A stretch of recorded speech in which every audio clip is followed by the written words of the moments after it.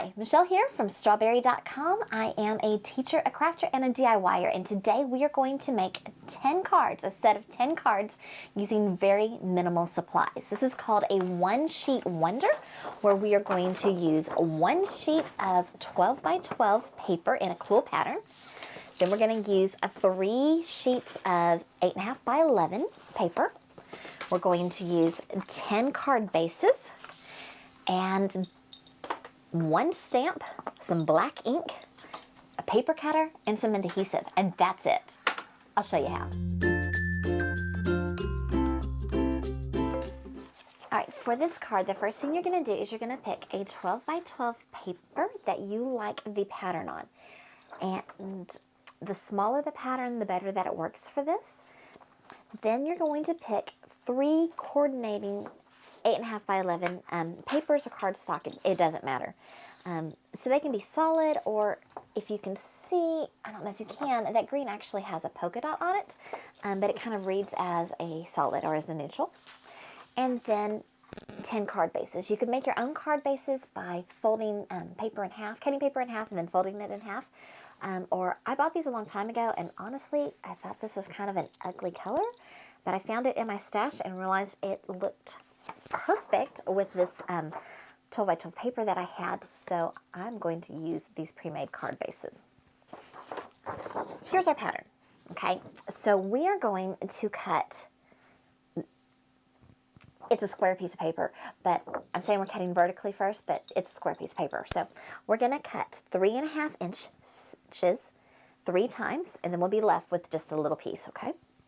Then we're going to cut 3 inches this way 3 times on each of those, okay? And then we'll be left with one 3-inch section, and we're going to cut those into 1-inch strips, okay? I will have a link to where you can see this pattern in the description. Then on our 8.5 by 11 paper, we're all going to cut all 3 pieces at 4 1/8 inch. 4 1/8 inch, so you're just left with this little tiny strip. And then you're going to cut at 5 1/4, and then this one you're going to cut at 5 1/4, but this one you're going to cut at 1 1/4, 1 1/4, 1 1/4, and then 1 3/4. So let's get started. So this paper has a little manufacturer's edge there. So first thing I'm going to do is cut that off.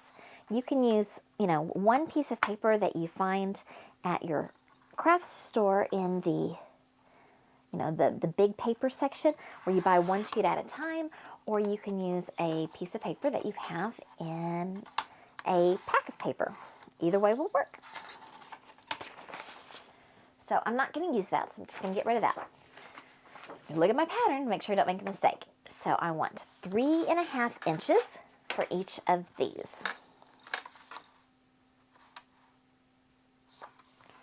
This does work much easier if you have a paper cutter. If you don't have a paper cutter, you could use like X-Acto knife and a straight edge to cut all of these. 3.5 and 3.5. This is our extra piece for right now, so I'm going to set it off to the side. Now with these 3, I'm going to see if I can cut them all at once. So put them together, and these are supposed to be cut at 3 inches.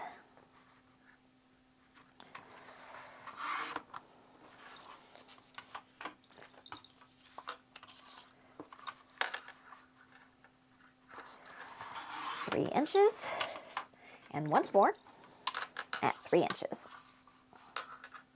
I think this robot and spaceship paper is just really cute. Now the pieces that you're left with should be 3 inches if our math was all right and we cut straight and evenly. So these you're going to cut, let's see if it is 3. Oh, pretty good. So these we're going to cut at 1 inch. So I should have 9 of these little 1-inch strips. And I have 9 of these 3.5 by 3-inch rectangles. And we are done cutting our big paper. So now we're going to cut our other 3 pieces of paper. And again, I'm going to stack them together and I'm going to cut them at one time. And I'm going to cut vertically first.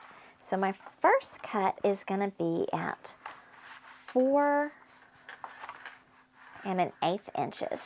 So this is my waist, or we might find a way to use it later. Okay, so now I'm going to take one of these stacks and I'm going to cut it at 5 1/4.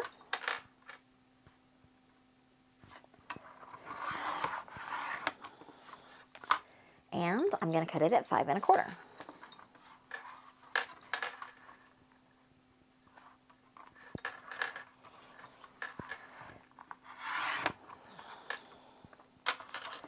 And you're left with this. So I'm going to put all of these that are 4 1/8 by 5 1/4. These are going to be our bases. I'm going to set those down. And then this one I'm going to cut at 5 1/4.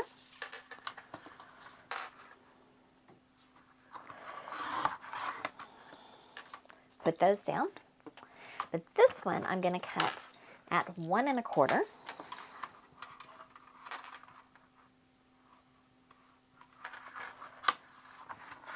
And I'm going to do that 3 times. I'm going to take the 9 little pieces from the 8.5 by 11 paper, and I'm going to stamp a greeting on them. You can use the same greeting for everything. I'm using happy birthday. You can use a wood block. You can use an acrylic block. Whatever you have. I think that this would be great for a bunch of thank you cards that you might have to make, or thinking of you cards. You can make a gift set. What I will usually do is when I make a big set like this is I will keep half of them for myself and I'll give half of them to my mom. So this does make a great gift idea. I am stamping on my mouse pad from my computer. It just gives me a little bit of cushioning. Either do that or use maybe a stack of paper underneath and it'll help your stamping turn out just a little bit better. Now I'm going to take the larger pieces of the 8.5 by 11 and I'm going to use those as mounting bases, and I'm going to take my cute pattern paper and adhere it about 1/4 inch from the top and 1/4 inch from both sides, and then the smaller piece 1/4 inch from the bottom and from both sides, so it leaves this little gap in the middle. And I'm going to do that for all 9 of these cards. This works best if your 12 by 12 paper has kind of a small repeating pattern. It can be directional or non-directional. It'll just make that 10th card a little harder if it is a directional pattern. This plaid paper would make a more masculine type of card. This polka dots could work for just about almost anything.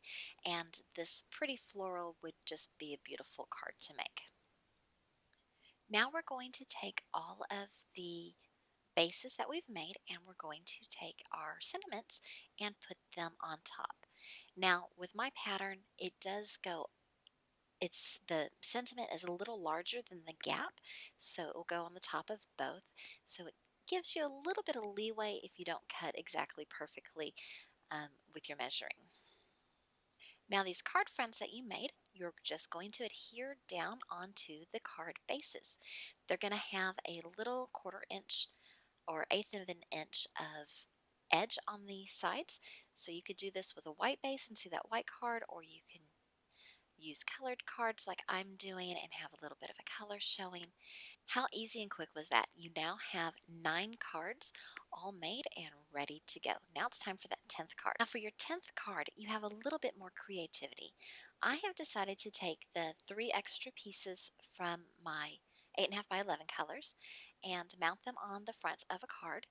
And then I'm going to take some of that extra strip and put it on the top and on the bottom panel. Now, my paper was not directional, so I can do this. If your paper is directional, then you might need to have your stripes going the other way and just kind of play with it until you find a way that the stripes look good. Going to stamp happy birthday in the middle section, and then this card is done. This is a very little waste with this one sheet wonder. You're going to be left with just a few scraps, and most of them are long, skinny pieces, but you could glue those together and make your own background paper with those and probably make an 11th card. These are the 10 cards that I just created, and they are perfectly beautiful just as they are. I also wanted to show you that I've done this with some other patterns and with other papers, and this is just something you can use over and over again no matter what style of paper that you are using.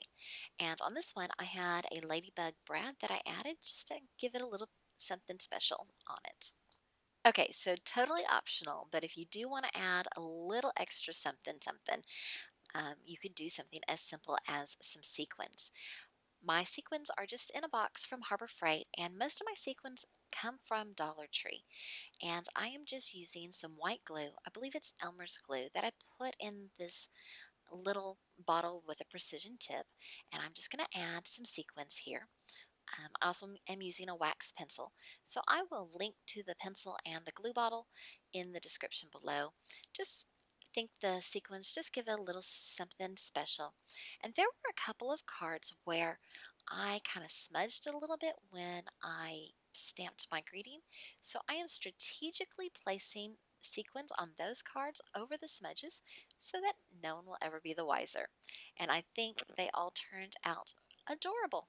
I hope you enjoyed watching this video. If you did, please give it a like. That really helps my channel. And let me know what kind of cards you would make with a one sheet wonder if you were making 10 cards all together. And have a super awesome day. I'll see you next time. Toodles!